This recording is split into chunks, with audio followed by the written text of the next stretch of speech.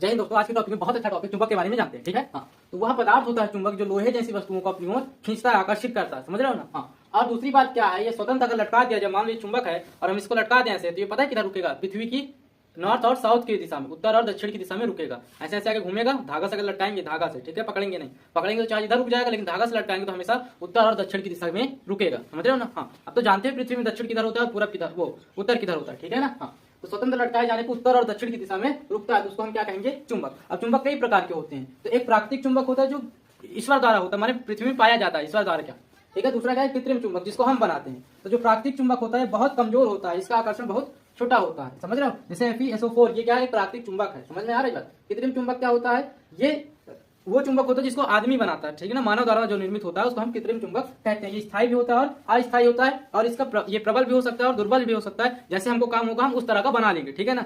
तो ज्यादा पावरफुल भी बना सकते हैं और कम पावरफुल भी बना सकते हैं। दो तरह के ये भी होते हैं, स्थायी चुंबक और अस्थायी चुंबक। अस्थायी चुंबक का मतलब क्या है कि किसी प्रकार से वो कुछ देर तक के लिए है, जैसे उसमें कुछ चीज हटा दो तो वो फिर से क्या नॉर्मली चीज बन जाए। समझ में आई बात। जैसे हम किसी पंखे में धारा देते हैं तो धारा देते हुए चलने लगता है, क्योंकि उसके अंदर चुंबक पैदा हो जाता है बिजली देने के कारण। जैसे बिजली हटाते हैं चुंबक हट जाता है तो वो रुक जाता है। ठीक है ना। तो उस चुंबक को कहेंगे अस्थायी चुंबक। आगे हम पढ़ेंगे, ठीक है, टेंशन मत लो। स्थायी चुंबक क्या होगा? जो हमेशा चुंबक बना ही रहे, उसका आकर्षण खत्म ना हो। जैसे ये चुंबक है, ठीक है ना, जैसे ये चुंबक है, गोली चुंबक, नाल चुंबक। अगर तुमने मोटर देखी होगी या स्पीकर देखा होगा तो उसमें गोला गोला एक चुंबक लगा रहता है, ठीक है ना। तो वो होता है गोली चुंबक, ये वाला। समझ रहे हो। हाँ, तो गोली चुंबक हो गया, नाल चुंबक हो गया, इसको हम क्या कहेंगे? नाल चुंबक, घोड़े की नाल की तरह, ठीक है ना, इसको नाल चुंबक कहेंगे। ये कौन सा है? दंड चुंबक है, इसको हम कहेंगे दंड चुंबक। बात समझ में। अब इस चुंबकों में दो चीजें होती है, एक उत्तर होता है, एक दक्षिण होता है। एक को नॉर्थ कहेंगे, एक को साउथ कहेंगे। ये क्या है? ध्रुव है।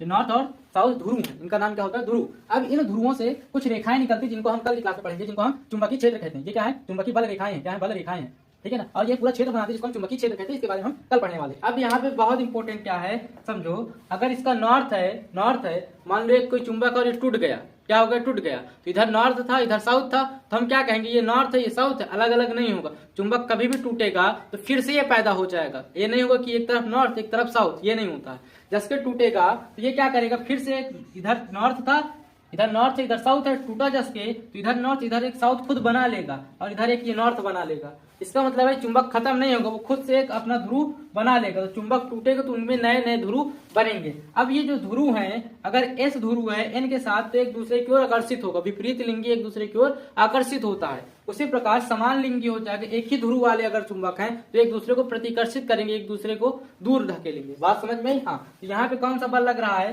तो समान ध्रुव पर प्रतिकर्षण, असमान ध्रुव पर आकर्षण बल लगेगा। बात समझ में आई। हाँ, ये चुंबक के प्रकार है।